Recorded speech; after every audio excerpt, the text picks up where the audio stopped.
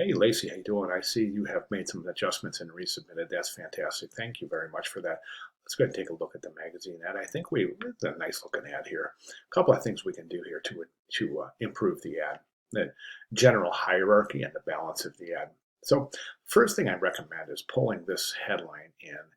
Um, I would reduce the size of the headline and subhead. Right now, it's really super aggressive as it takes up almost the entire top portion of the ad. So I would reduce the scale a little bit, something like this for the headline, and then reduce the headline accordingly, and then what I would the subhead accordingly, and then what I would recommend doing is pulling this into alignment here, so that the headline subhead area would take up an area. And also, I think your left margin is too narrow. So let's say we start right about here.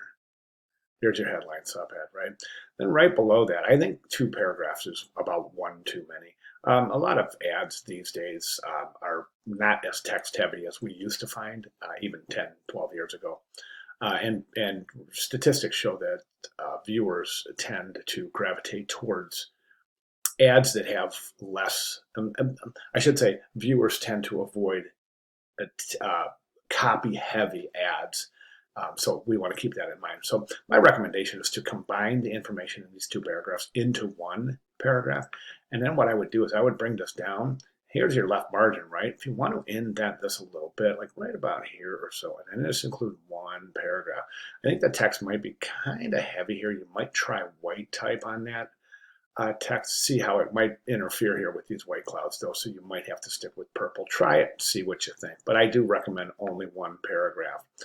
And then the 50% off all packages, I would also align that left align with the body copy. Now the bottom, oh, I see your little bird. That's awesome. Cool. Looks great.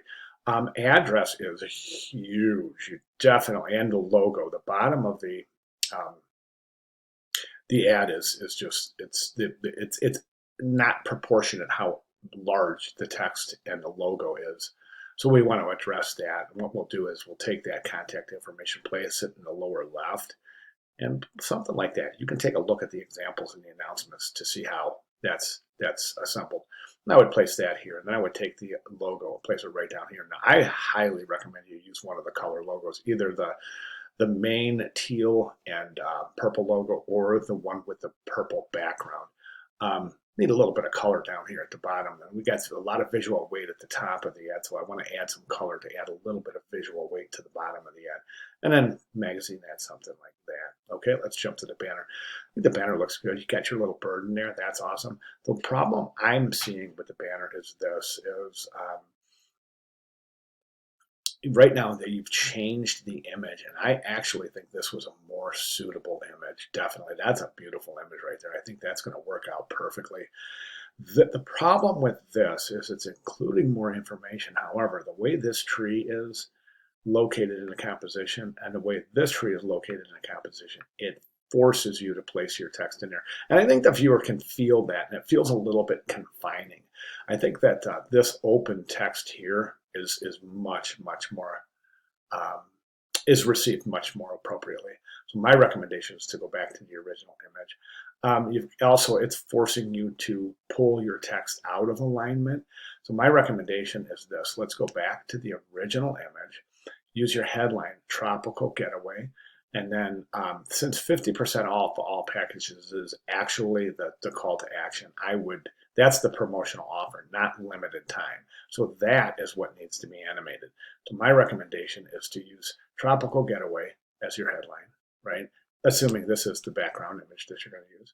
So you have Tropical Getaway here, and then use the same the same subhead. So you have Tropical Getaway, Relax in Beautiful St. Thomas. That way you don't have to include the contact information. The viewer knows if they click on the banner, it's going to take them to the site where all pertinent information is readily available. So this is a little redundant, including all that information, specifically the website. So we can just say Relax in Beautiful St. Thomas. So we have the headline subhead combination up here, right? Then you can come down here and say indent a little bit. It's your choice. You can keep it right in line here. So Tropical Getaway, Relax in Beautiful St. Thomas, and then 50% off all packages. And that's what would animate. Love the animation timing. That's beautiful. Very, very nice work there. Got your little bird. Everything is in place here. So I have a feeling, the reason you elected to change the background is to be able to include the masked image, the bird. And unfortunately, it forces us into a less than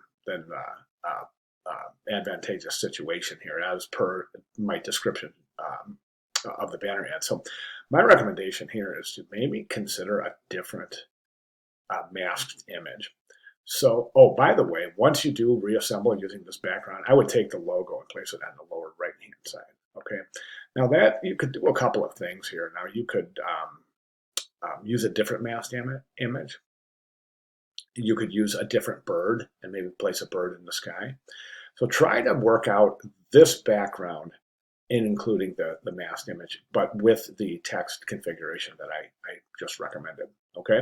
And I really think, honestly, I think right now you're showing excellent proficiency, right? That's fantastic. But what I would like to do is I'd like to put, and the reason I keep pushing you is that I would like you to come out of this class with a great portfolio piece. Okay, so I think it's best just not to say, okay, look, we've shown proficiency in all of the techniques, right? Here's your great grade. All right, let's call it a day. To me, that we still have a little bit of unfinished business there, in that I would love to see students come out of this class with a finished portfolio piece for which they can include in their student portfolio when that time comes. So just so you know, I'm not pushing you for no reason. I'm pushing you towards an end, and that end is for a great portfolio piece, Lacey. I hope you understand that. Okay, so those are my recommendations, and if you want to go ahead and make those, please feel free.